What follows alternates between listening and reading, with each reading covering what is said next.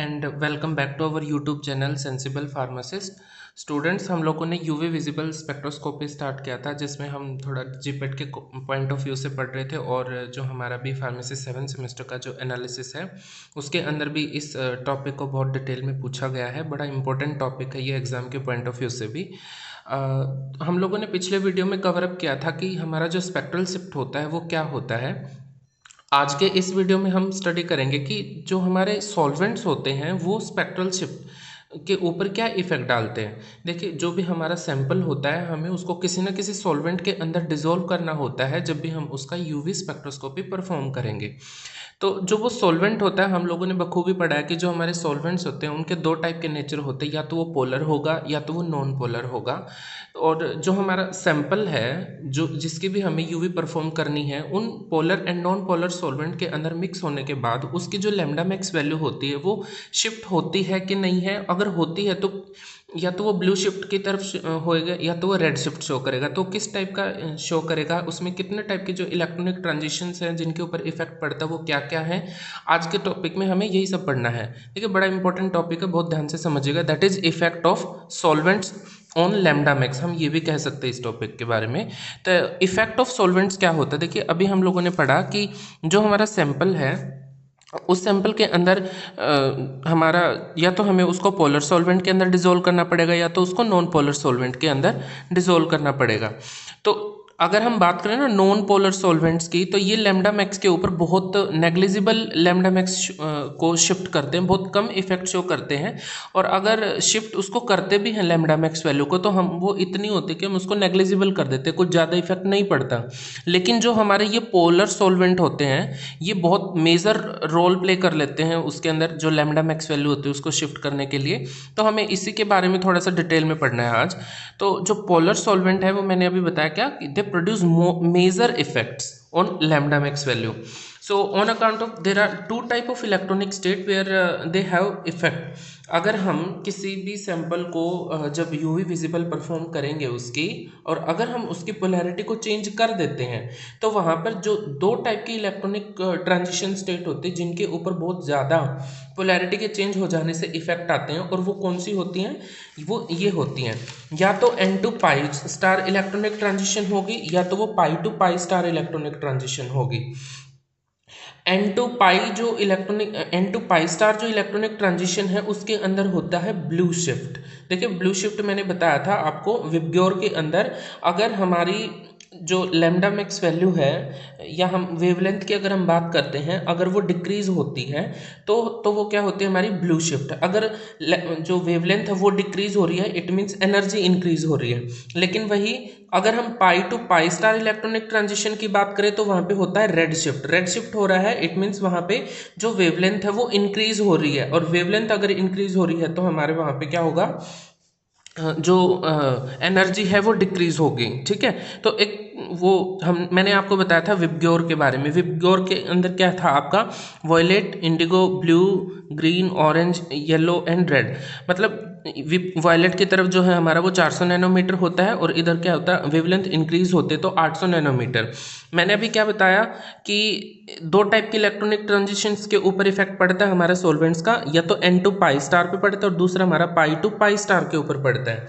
ठीक है, अब क्या है, एन टू पाई स्टार में होता है ब्लू शिफ्ट जैसा भी मैंने बताया, और पाई टू पाई स्टार में क्या होता है, red shift. N to pi star में ब्लू शिफ्ट कैसे होता है, क्या होता है, जो सॉल्वेंट्स होते हैं वो पोलैरिटी के अंदर क्या करेंगे, जो नॉन बॉन्डिंग इलेक्ट्रॉन्स होता है, जो ऑर्बिटल्स होता है उसको वो स्टेबलाइज कर देते हैं।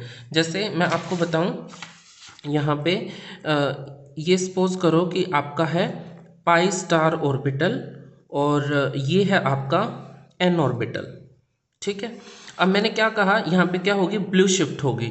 ब्लू शिफ्ट में क्या बताया मैंने कि ये जो एन ऑर्बिटल है आप लोगों का, ये क्या हो जाएगा, स्टेबलाइज हो जाएगा ऐसे। मान लो ये स्टेबलाइज होने के बाद यहाँ पे आ गया और यहाँ पे क्या है आपका पाई स्टार है। अब यहाँ पे जो एनर्जी है, जो एनर्जी का गैप है, जो E1 है, और यहाँ का जो एनर्जी गैप है जिसको हम E2 मान लेते हैं, यहाँ पे अगर हम देखें E2 की एनर्जी ज़्यादा है, क्या है, मोर है एज कंपेरिजन टू E1 के। तो अगर एनर्जी E2 की ज़्यादा होगी, एनर्जी ज़्यादा होने का मतलब क्या है, जो वो वेवलेंथ है वो क्या होगी, इसकी डिक्रीज होगी। वेवलेंथ का डिक्रीज होना ही हम क्या कहते हैं, ब्लू शिफ्ट की तरफ आना। क्या होना, ब्लू शिफ्ट होना। ठीक है, तो ये जो किसके अंदर होता है हमारा, ये N2 पाई स्टार इलेक्ट्रॉनिक ट्रांजिशन। जब भी हम किसी सैंपल की यूवी विजिबल स्पेक्ट्रोस्कोपी परफॉर्म कर रहे होंगे, तो जब भी हम परफॉर्म करेंगे तो पोलैरिटी अगर हम चेंज करते हैं, अगर वो पोलैरिटी के चेंज होने से अगर N2 पाई इलेक्ट्रॉनिक ट्रांजिशन स्टेट के ऊपर वो सॉल्वेंट अफेक्ट करता है, तो वो वहाँ पर हमें क्या देखने को मिलती है, ब्लू शिफ्ट। और वो क्यों मिलती है, क्योंकि पोलैरिटी के चेंज हो जाने से जो n ऑर्बिटल्स होते हैं वो स्टेबलाइज हो जाएंगे।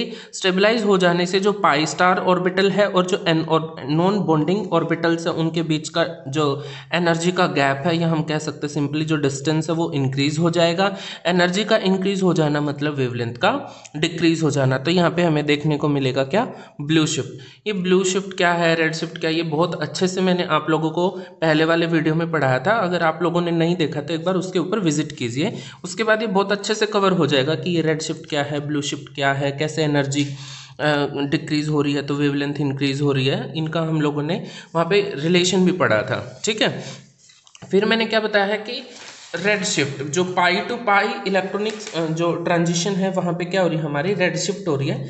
ये रेड शिफ्ट हो क्यों रही है, यहाँ पे क्या होता है, due to dipole dipole interaction energy of excited state decrease so wavelength increase. Means क्या है, इसको भी हम एक डायग्राम से ही पढ़ते हैं। देखिए यहाँ पे है आपका एक ऑर्बिटल, ये मान लेते हैं, ये क्या है, हमने देखा अभी pi to pi star electronic transition हो रही है। अगर ये आपका पाई स्टार है तो ये वाला हो गया आपका पाई। अब अब हम क्या करें, डाइपोल डाइपोल इंटरेक्शन की वजह से यहाँ पे ये जो एक्साइटेड स्टेट, तो यही वाली है एक्साइटेड स्टेट, क्या हो जाती है इसकी, स्टेबलाइज। मान लो ये वाली स्टेबलाइज होने के बाद यहाँ पे आ जाती है। ठीक है, और ये है आपका क्या, पाई ऑर्बिटल। अब ये है आपका E1 और ये है आपका E2। अब due to stabilization of excited state the energy gap between pi star to pi was decrease.